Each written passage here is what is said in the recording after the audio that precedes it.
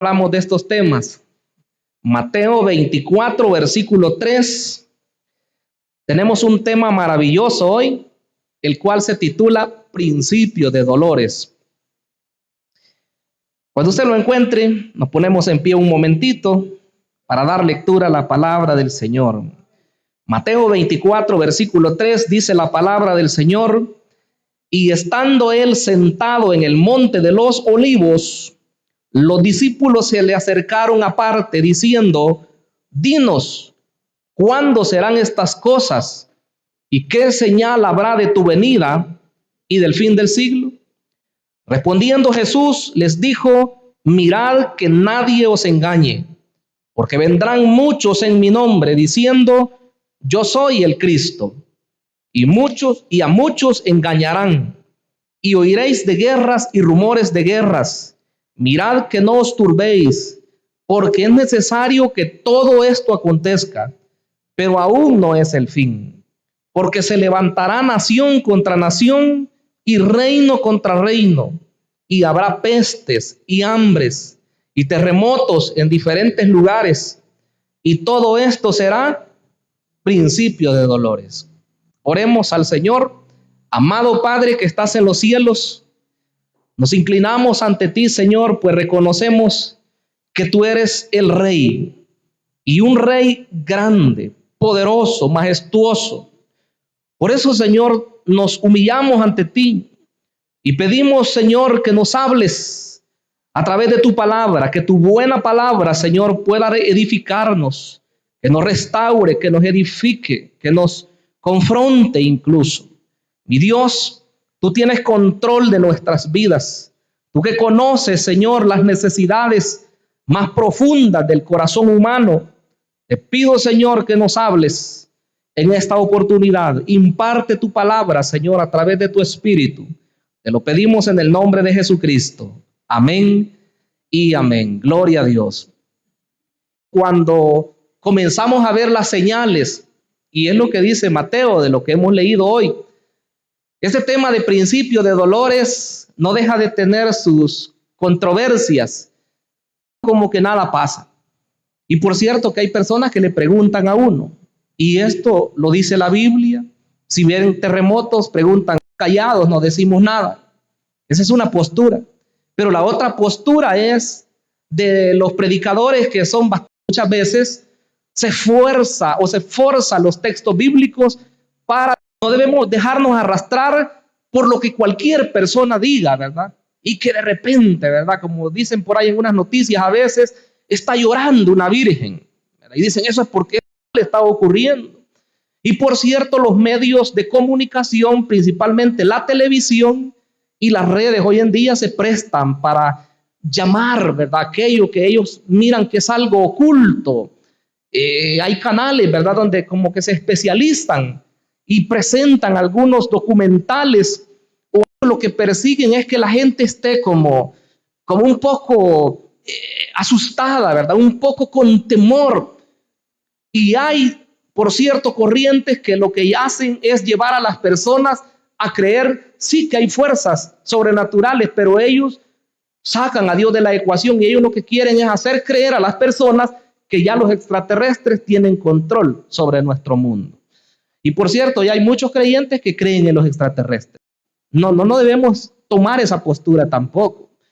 Si vamos a ser bíblicos, vamos a creer que los fenómenos que normalmente ocurren, si es que la televisión, repito, ¿verdad?, se presta muchas veces para presentar programas, muchas veces ya bien noche, y claro, presentan milagros, dicen ellos. Sale testificando una señora, sale testificando alguien que recibió algo de Dios, que le restablecieron su relación matrimonial, por ejemplo. Todos esos moveres hay que tener cuidado, porque es parte de la estrategia del enemigo. Lo que quiero hoy que veamos en este mensaje es lo que la Biblia le llama el principio de dolores. Estos primeros versículos de Mateo 24 son como la entrada a estos tiempos finales. De hecho, este sermón, capítulo número 24 y 25 de Mateo, ha sido llamado el discurso del Monte de los Olivos. El Señor presentó este discurso como respuesta a una o a dos preguntas que los discípulos le habían hecho al Señor. Tiene que ver con la destrucción del templo y de toda Jerusalén y con lo que va a ocurrir en los tiempos del fin y la venida de Cristo. Eso es todo. Abordémoslo entonces de esa forma. En primer lugar, quiero que veamos las primeras, o mejor dicho, las dos preguntas de los discípulos. Esta es la parte primera, las dos preguntas de los discípulos. Dice el versículo 3, estando él sentado en el monte de los olivos, los discípulos se le acercaron aparte diciendo, dinos, aquí vienen las preguntas, ¿cuándo serán estas cosas? ¿Y qué señal habrá de tu venida y del fin del siglo? Descomponemos esa declaración y hay dos preguntas ahí. ¿Cuándo serán estas cosas? Y segundo lugar, ¿qué señal habrá de tu venida y del fin del siglo? Todas las personas, creyentes y no creyentes, se preguntan cuándo va a ser el fin. La gente está interesada en eso. ¿Cuándo viene Cristo? ¿Cuándo va a ocurrir el arrebatamiento, los que creen en Él? ¿Cuándo van a caer los juicios de Dios? Si ocurre algo, repito, ¿verdad? Como un terremoto fuerte, la gente dice, ¿será que ya estamos en el fin? ¿Será que debemos esperar la destrucción final ya? Tranquilos, dijo el Señor Jesús. Tranquilos. Todo eso va a acontecer, pero todavía no es el fin, dijo Él. Los creyentes bíblicos deben de estar bien anclados y que nadie los engañe. Pero veamos la primera pregunta, ¿cuándo serán estas cosas? Referente a la destrucción del templo de Jerusalén. En el versículo 1, mire lo que dice, cuando Jesús salió del templo y se iba, se acercaron sus discípulos para mostrarle los edificios del templo. Respondiendo él les dijo, ¿veis todo esto? De cierto os digo que no quedará piedra sobre piedra que no sea derribada. Los discípulos pensaron quizás congraciarse con el Señor, y lo más seguro es que no tenían mala intención, porque nosotros como humanos también muchas veces nos impresionamos con templos bonitos, nos impresionamos con algo que Dios haya hecho, y así somos. Los discípulos le enseñaron al Señor, en otras oportunidades hemos dicho que no era solo un edificio. El templo estaba en el centro, pero estaba rodeado de muchos otros edificios. Y eso era un orgullo para Israel. El haber construido todo eso, habían tardado más de 46 años en construirlo. Para ellos era un orgullo nacional. Desde lejos se dice que se miraba el templo porque estaba en un lugar alto. Y los discípulos le enseñan al Señor, mira los edificios, mira todo eso. Y el Señor no se alegró, ¿verdad? No los felicitó ni les dijo que bueno, que impresionado estoy también, no. Viene el tiempo cuando no quedará piedra sobre piedra que no sea derribada. Y esa profecía, hermanos, se cumplió en el año 70 de nuestra era cristiana. Estaban ellos hablando por ahí cerca del año 30, 33, a más. Cerca de 40 años después iba a cumplir esa profecía. Vinieron los romanos, ¿verdad? Y los judíos se habían opuesto al imperio queriendo sublevarse a ellos y los romanos no toleraron eso. Si leemos Lucas capítulo 21, quiero que vean el Señor cómo contesta a esa pregunta. Lucas 21:20 dice la palabra de esta manera. Pero cuando veáis a Jerusalén rodeada de ejércitos, sabed entonces que su destrucción ha llegado. Entonces los que estén en Judea huyan a los montes, y los que en medio de ella váyanse, y los que estén en los campos no entren en ella, porque estos son días de retribución, para que se cumplan todas las cosas que están escritas. Mas ay de las que estén encintas y de las que críen en aquellos días, porque habrá gran calamidad en la tierra e ira sobre este pueblo, y caerán a filo de espada, y serán llevados cautivos a todas las naciones, y Jerusalén será hollada por los gentiles hasta que los tiempos de los gentiles se cumplan. Esas declaraciones del Señor, tanto en Mateo como en Lucas, tuvieron su fiel cumplimiento en el año 70 de la era cristiana.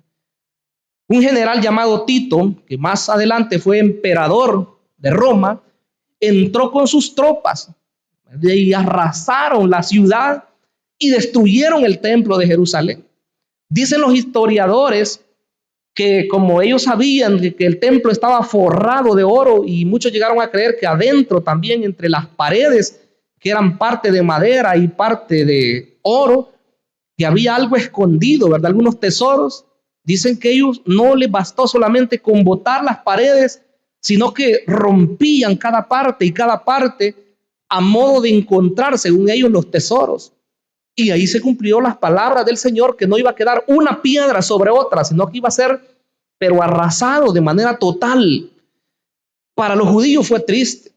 Recordemos que la forma de adoración de ellos era a través del templo. Llevaban sus animalitos y ahí estaba el sacerdote y el sumo sacerdote. Para ellos, destruir el templo era lo peor que les podía pasar. Y ese año 70, destruir el templo y destruir la ciudad, era para Israel como nos acabamos ya. Es el fin de nosotros. Por eso lo presenta el Señor de esa forma. Iba a ser no solamente algo espiritual, sino algo político, algo económico, un desastre total para la nación. En ese tiempo, todas las gentes fueron esparcidas por las diferentes naciones y el pueblo de Israel no volvió a ser Israel hasta los tiempos de 1948, que las Naciones Unidas le dieron a Israel de nuevo una tierra y nuevamente que pudieran llamarse Israel. O sea, duró tanto tiempo que ellos pues ni se lo esperaban quizás todo lo que iba a ocurrir, pero ellos estaban jactanciosos, ¿verdad? Mira los templos, Señor, mira los edificios, mira cómo está.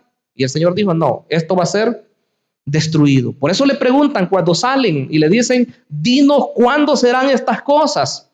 Porque Él les había dicho, no va a quedar piedra sobre piedra. Como seres humanos todos queremos saber el futuro.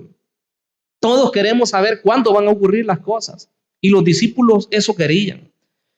Pero la siguiente parte de la pregunta es, ¿qué señal habrá de tu venida y del fin del siglo? Creo que ahí nos concierne más a todos nosotros. ¿Cuáles son las señales del fin? ¿Cuándo vendrá el Señor? ¿Quién no quisiera saberlo? Pero de entrada nosotros sabemos que la venida del Señor nadie la sabe. Por demás que se han esmerado los hombres o mujeres en predecir la venida de Cristo, han quedado en ridículo. Y por cierto, hasta buenos expositores bíblicos, algunos hasta han tenido que retractarse, porque han sacado cuentas de genealogías, han sacado cuentas de simbolismos acerca de la nación de Israel para llegar a predecir el año exacto cuando Cristo iba a venir. Y por cierto, se han equivocado. Con el paso del tiempo ellos entendieron que no fue así y ellos después han tenido que salir públicamente pidiendo una disculpa. Así que, hermanos amados, la fecha exacta de la venida de Cristo nadie la sabe, Él lo dijo. Ni siquiera el Hijo, dijo él, ni los ángeles de Dios, solo el Padre. Entonces no nos hagamos muy sensacionalistas o espirituales, ¿verdad? A mí me lo ha revelado el Señor. No, lo más seguro es que sea una herejía. Entonces, ese tiempo del fin, ese tiempo de la venida de Cristo está todavía en el futuro. Quiero que veamos acá el versículo número 4, versículo 4 de Mateo 24, 4, dice, respondiendo Jesús les dijo, mirad que nadie os engañe. ¿Cómo dice ahí? Mirad que nadie os engañe. Y si el Señor lo dijo es porque van a haber muchas personas que van a querer engañarle a usted o engañar a las personas que no conocen de Jesús, haciéndoles creer que ellos saben cuándo va a ser el fin. Pero nosotros que conocemos la Escritura no nos vamos a dejar llevar. Por cierto, han habido muchas personas, como ya lo vamos a ver, que fueron llevadas hasta la muerte por creerle a líderes que ellos creyeron que eran líderes de Dios. Porque los hombres que están al frente de un pueblo, hermanos, de cierto modo tienen influencia. Pero hay que ver qué clase de líder está al frente. Entonces, Él les dice, mirad que nadie os engañe. Y aquí viene la numeración de las señales. Dice la primera señal, aquí entra la segunda parte del mensaje, las señales del principio de dolores. Miren lo que dice el versículo 5. Porque vendrán muchos, ¿cuántos dice? Muchos en mi nombre, diciendo yo soy el Cristo, y a muchos engañarán. Esa es la primera señal que presentó el Señor, que en los tiempos del fin, que en los tiempos cuando se acerque la venida de Cristo, van a haber falsos cristos. Y si uno es descuidado y lee a la rápida, uno solamente ve falsos profetas, porque más adelante repite 2 veces, falsos profetas, y luego dice falsos cristos de nuevo, pero son 2 cosas diferentes.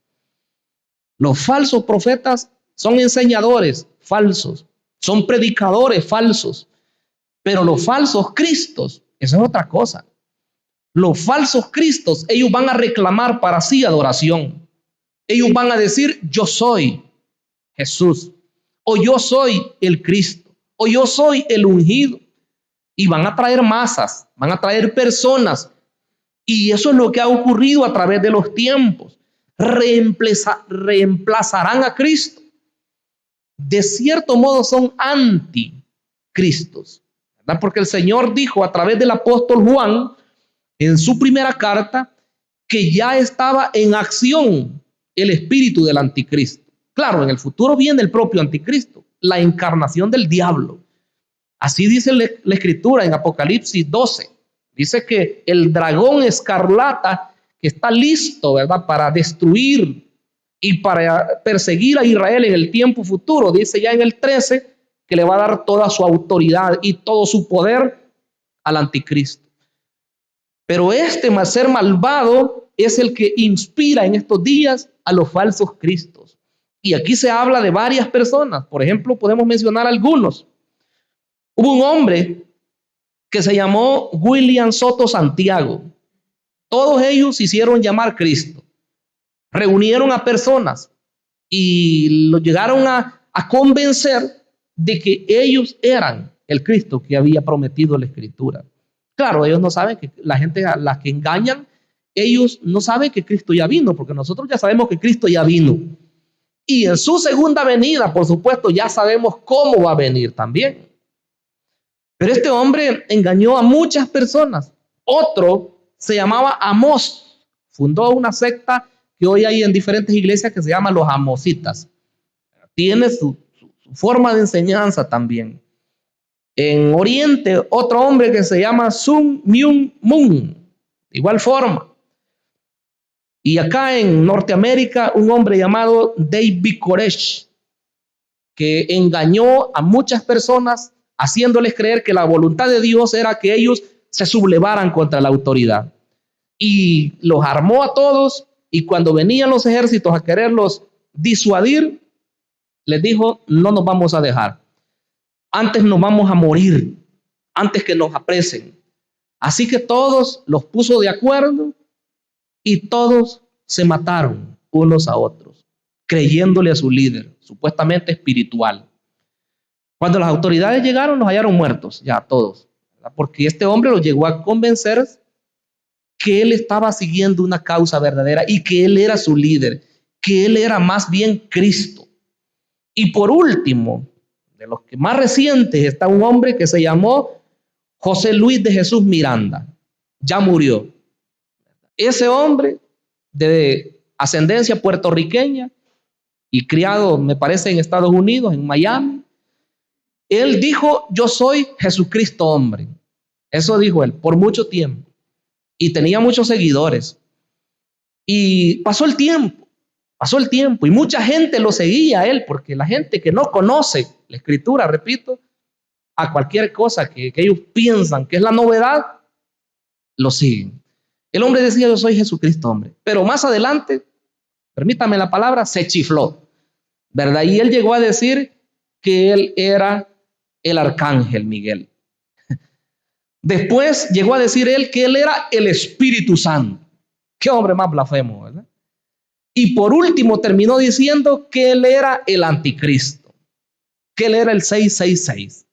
Ya cuando vino a nuestro país, porque vino acá y ahí anduvo el malvado, ahí en la Plaza Barrios, sellaba a las personas. Eso fue noticia. Lo que ya tenemos algunos años, nos acordamos. 666. Aquí se los ponían las personas, ¿ve? A un ladito de la frente. 666. Aquí en esta parte de la mano. 666. Aquí. Y toda la gente salía. Bueno, no todas. Alguna gente salían, ¿verdad? A verlo a él. Eso fue noticia en uno de los canales más importantes de aquí del país. Ahí salió. Y salían, ¿verdad? Y agarraban las Biblias, según ellos, rompiendo las Biblias y quemándolas y escupiéndolas. No saben lo que hacían, ¿verdad?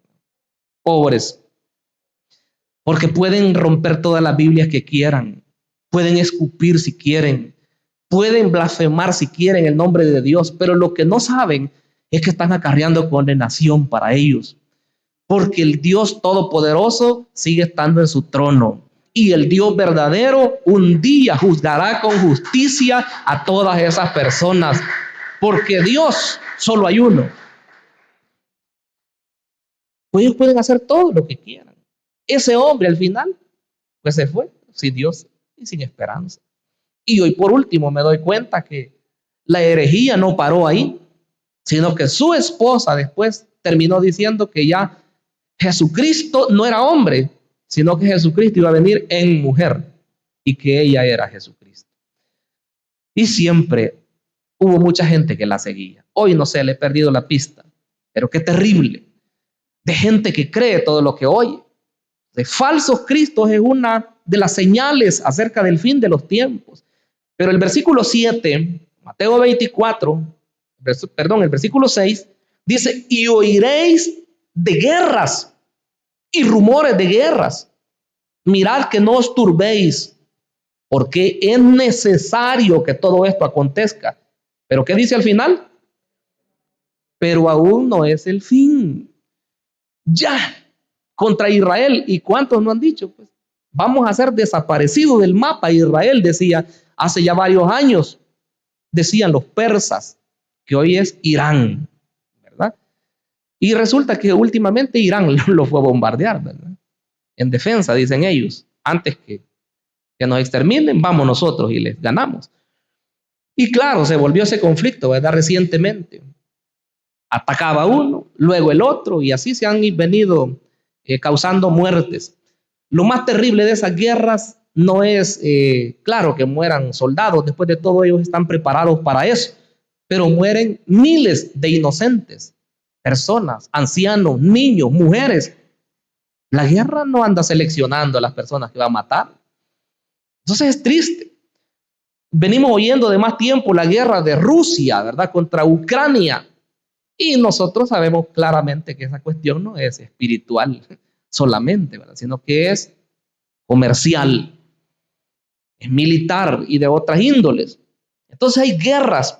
Por acá sacaba una estadística, hoy ha de haber cambiado ya, pero se dice que en el siglo XVII solo hubieron 2 guerras muy notables. En el siglo XVIII, 4 guerras notables. En el siglo XIX, 14 guerras notables. En el siglo XX, casi todos los días habían rumores de guerras. Y en el siglo XXI, que es hoy que nosotros estamos, ni se diga, ¿verdad? Cada momento se oye en una nación, se oye en otra nación. Guerras entre los mismos países, se levantan gentes, porque dice acá que vamos a oír guerras y rumores de guerras, pero no debemos turbarnos de eso. Es necesario que todo eso acontezca, pero aún no es el fin. Y el 7, la primera parte dice, porque se levantará nación contra nación y reino contra reino. Un país contra otro, un imperio contra otro. Si usted oye hoy, dicen, el imperio norteamericano, dicen algunos, los que están en contra, ¿verdad? Siempre hablan y dicen, el gran imperio. Pero los que no ven que los otros también son un imperio, ¿verdad? Los de izquierda. Ahí están los países que son amigos. Y claro, nosotros ya lo sabemos quiénes son. Los de derecha ya sabemos quiénes son. Entonces están los bloques muy bien constituidos y todo esto se ha venido dando.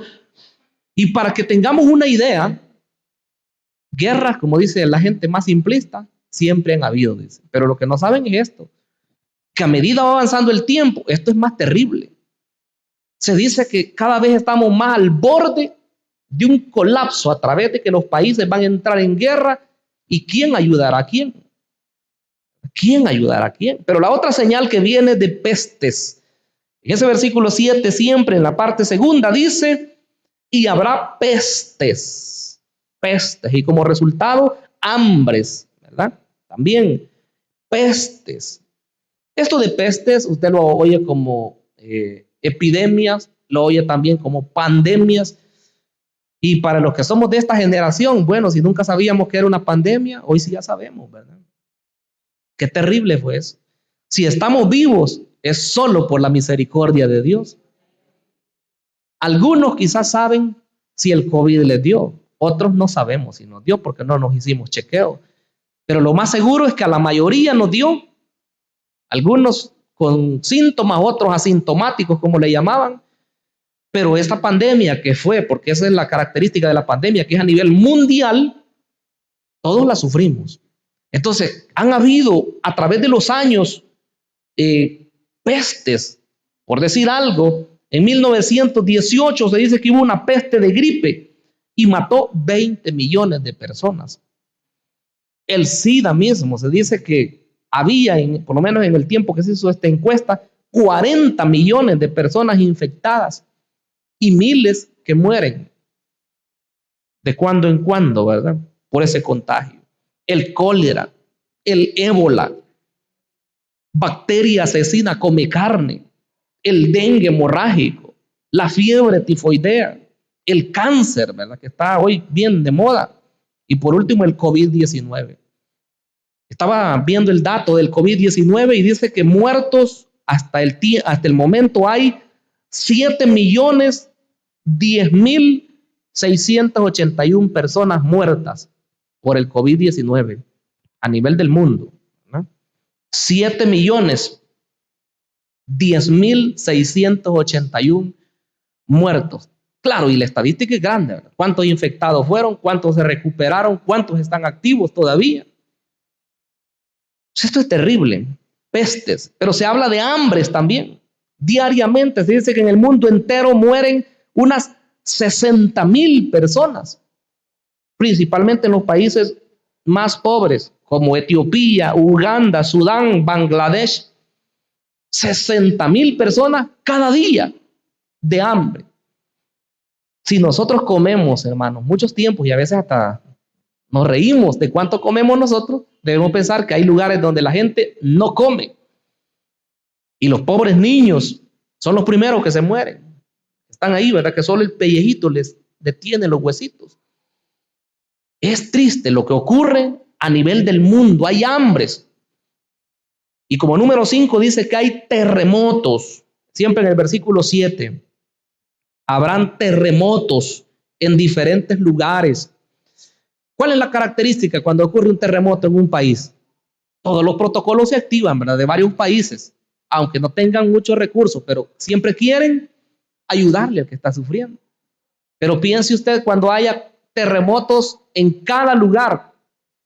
Hoy oíamos, ¿hace cuántos días? 2 días del terremoto devastador en Rusia y un tsunami que se levantó y había amenazas, incluso en América, ¿verdad? En la parte de Norteamérica y en Centroamérica, parte del sur también. Entonces, terremotos grandes, tsunamis, ¿verdad? Que como producto de ese movimiento de tierra. Pero ¿qué pasará cuando haya un gran terremoto en Rusia y a la misma vez en Nueva York, en Barcelona, en París? Cuando haya terremotos en diferentes ciudades importantes y todos estén sufriendo, ¿quién le va a ayudar a quién? Difícil, ¿verdad? Pero se dice que entre los terremotos, según las estadísticas, en el siglo XVI hubieron 253 terremotos. En el siglo XVII, 378 terremotos. En el siglo XVIII, 640 terremotos. En el siglo XIX, 2.119 terremotos. Y en el siglo XX, cada 45 segundos hubo un terremoto en algún lugar del mundo. Y hoy en el siglo XXI, si se dice, hermanos, que lo que pasa es que algunos temblores son sensibles y otros no. Pero en nuestro país, que es llamado el Valle de las Hamacas, en el lugar que estamos, principalmente San Salvador, está temblando continuamente. Algunos son sensibles, repito, y otros no. Pero bueno, pongamos como ejemplo este año. Yo creo que este año es el que más ha temblado de los últimos 5 años. Este año ha temblado más a cada rato, y hoy son algo fuertes. 4 grados, 5 grados, casi 6. Y así ha venido. Entonces, temblores, cada vez más.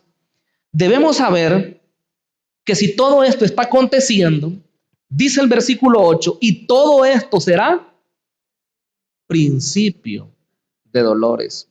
¿Qué implica? Nosotros no estamos sufriendo, gracias a Dios, en este momento. Pero piense, la gente, por ejemplo, ellos, los de Rusia, en este momento, toda esa gente que se les cayeron las casas, los que perdieron familiares, los que arrasaron sus negocios, las olas, ¿cómo estará esa gente? Sufriendo. Entonces quiere decir que esto que está ocurriendo, aunque sea grave, aunque vemos, bueno, espero que vean las noticias para algo bueno, ¿verdad? Para darnos cuenta de lo que está ocurriendo. Las bombas que caen en la franja de Gaza, las bombas que caen en Israel, las bombas que cayeron ahí en Kiev y siguen cayendo en la capital de Ucrania, las que caen en Moscú, en Rusia. Toda esa gente, salen gente llorando, mujeres, niños, hombres, heridos, ¿verdad? Salen las noticias ahí. Y sus casas destruidas completamente. Todo eso es sufrimiento. Pero dice que todo esto es principio de dolores. ¿Qué le espera a la humanidad? La Escritura lo dice. Nosotros debemos estar conscientes que todos estos acontecimientos van hacia un punto importante. Y aquí espero que la iglesia del Señor se goce juntamente conmigo. Porque nosotros no esperamos, cuando todo esto se vaya agudizando, que comiencen a caer los juicios de Dios. Lo que la iglesia del Señor está esperando es que cuando todo este tiempo de principio de dolores se va agudizando, llega el momento exacto cuando el Cristo viene por su iglesia para llevarnos a la patria celestial. Eso es conocido como el arrebatamiento de la iglesia. Ese momento será glorioso porque ahí es el escape del creyente. Nosotros no tenemos que estar esperando, ¿verdad? Y ver al anticristo, y algunos piensan que lo van a saludar, ¿verdad? O se van a tomar fotos con él quizás. Pero nosotros no, hermanos amados. Bueno, lo pongo de manera risible, pero hay gente que dicen que van a estar cuando el anticristo venga y, bueno, buen provecho les diría yo, ¿verdad? Pero la realidad es que será terrible lo que viene para el mundo. Pero Cristo dijo, voy pues a preparar lugar para vosotros. Y si me fuere y os prepararé el lugar, vendré otra vez y os tomaré a mí mismo para que donde yo estoy, dijo el Señor, vosotros también estéis. Entonces, nosotros sabemos qué es lo que espera para la iglesia. Y Apocalipsis dice, por cuanto has guardado la palabra de mi paciencia, yo también te guardaré de la hora de la prueba que ha de venir para probar a todo el mundo entero. Si usted cree que Dios es injusto, no, Dios no es injusto. Claro, Él va a pagar con retribución a los malvados, pero a su amada iglesia, hermanos, Él la va a sacar antes de que comiencen a caer todos los juicios de Dios. Así que nosotros estar expectantes, si todas estas cosas están ocurriendo hoy en día, implica que el fin está cerca. Como leíamos hoy, principio de dolores. Como leíamos, es necesario que todo eso acontezca. Todavía no es el fin, dice. Entonces quiere decir que todo se está preparando, el escenario se está preparando para que cuando la iglesia sea quitada de esta tierra, entonces iba a dar lástima a la humanidad. En términos claros y prácticos. Así será. Así que hoy es el tiempo, ¿verdad? Hoy pues no tenemos amistades acá para hacerles el llamado, pero sí decirles a ustedes como creyentes, alentarnos unos a otros a perseverar firmes en el Señor, sabiendo todo lo que viene en el futuro. Estemos firmes en el Señor, que Él dará el pago en aquel día. Oremos al Señor y digámosle, Padre amado que estás en los cielos, te damos el honor y la gloria, Señor. Tú nos permites el honrarte, exaltarte, Señor. Padre, Tu palabra es clara y nos habla de los difíciles tiempos que se nos avecinan. Tiempos, Señor, de catástrofes, tiempos de pandemias, de epidemias, de guerras, tiempos de falsos maestros, falsos cristos. Pero tú, mi amado Dios, has provisto a tu iglesia de tu Espíritu Santo y tú nos has dado fuerzas para poder, Señor, seguir caminando a través de las dificultades, a través de los tiempos difíciles. Que nada, Señor, nos detenga. Esa es nuestra petición. Te pedimos, mi Dios, que nos guíe siempre. Te lo pedimos en el nombre maravilloso de Jesucristo. Fortalécenos en el momento, Señor, de la dificultad. Amén